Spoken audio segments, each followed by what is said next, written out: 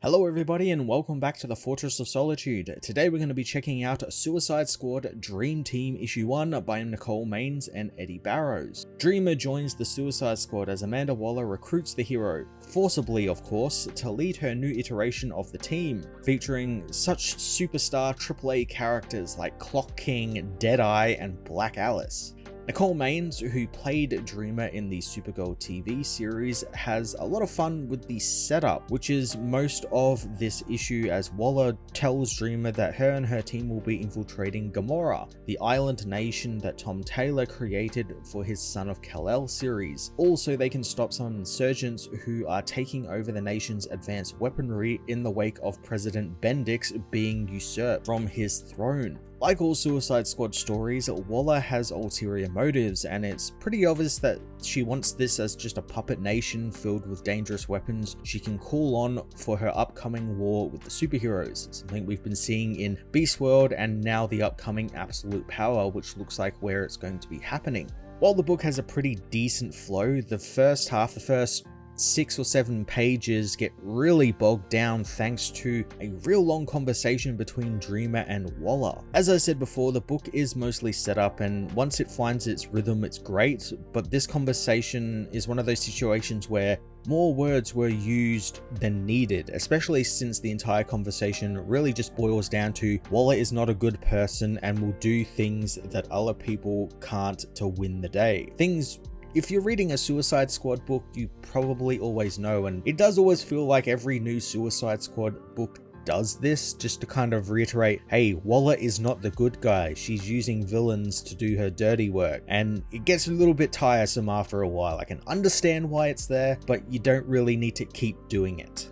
Everything after that is great, and the team's mission, which sees them use Dreamer's Dream Realm powers, something which he recently got during Beast World and Lazarus Planet, to bypass the shield around Gamorra. They do this by entering the dream of someone within Gamorra and using it as sort of a checkpoint to get through the shield. Or if this all goes tits up once they get through and realize that, hey, bringing 6 or 7 people through this guy's dream actually killed the person, something which Dreamer is not too happy about since, inadvertently her powers caused someone to die. That's not, a good thing. But not only that, that Black Alice also shows up, who's been sort of tagging along with the team. We haven't really seen her all that much. She just kind of appears, berating Bizarro for wanting to be a hero, and this ends up being the big sort of crux of the issue, where because Bizarro obviously doesn't take things very well because he's backwards and everything, ends up going on a giant rampage through the city to prove that he's a hero. But of course it's the opposite, so he's just hurting a lot of people.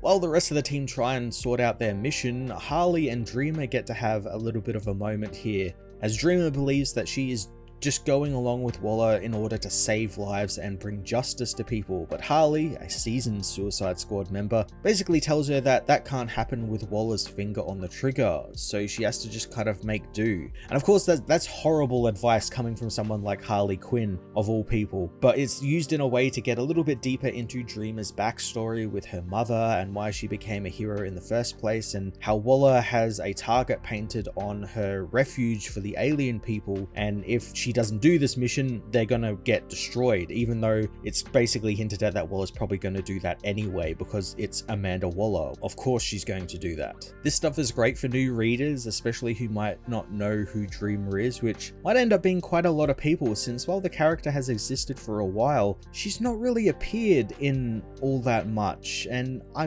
don't really know why. Outside of her appearance here and some other stuff that Nicole Maines has written, she's barely appeared by any other writer. Tom Taylor has done some stuff with her, but it's really just boiled down to cameo appearances, and it's really quite a shame, especially since she is one of the very few trans characters DC has, and it does make me wonder if maybe there is some sort of worry there that if they give a trans character to a non-trans person, people might take that the wrong way. And yeah, it's just a really strange situation this character sits in, especially because they're building her up to be quite important here. So I would hope that this also means that we're going to get to see a bit more of her down the line, especially as we head towards Absolute Power, the big summer event DC has running this year. So hopefully we get to see more of her from Nicole, as well as other writers. I would like to see her branch out into some other books, since her powers powers literally means she can do that. She can go anywhere in the DC universe with her powers, and I think it's kind of a waste of the character to not do things with her and those type of powers. In terms of the other members of the team, they really aren't all that present. We do get like obviously Harley, because she's like the de facto Suicide Squad member now. So she's here, and we do get little pieces from Deadeye, Amanda Waller's nephew, who made kind of a big splash during Beast World and seems to be sticking around here. Clock King also gets a little bit, as he's deeply, creepily fascinated with Dreamer's powers and how they can see the future, something he too was obsessed with. While I do like they went with the classic Clock King outfit, you know, with the glasses with the clocks on them and everything, I do kind of wish they used the old school outfit where he's just, I think it's like a blue and green, bright blue and green costume, and he's got a big clock on his face, and it just looks ridiculous. I think that would have been really funny, especially with Eddie Barrow's artwork, which is a little bit more dark and gritty. I think there would have been a nice sort of contrast there between the two. But other than that, all the other members don't really get much. Bizarro gets used as like a plot device, because that's what evil Kryptonians usually get used as. You know, the evil Kryptonian has to go insane and the team has to stop them. That's just like a run-of-the-mill thing that happens. And Black Alice, again, just kind of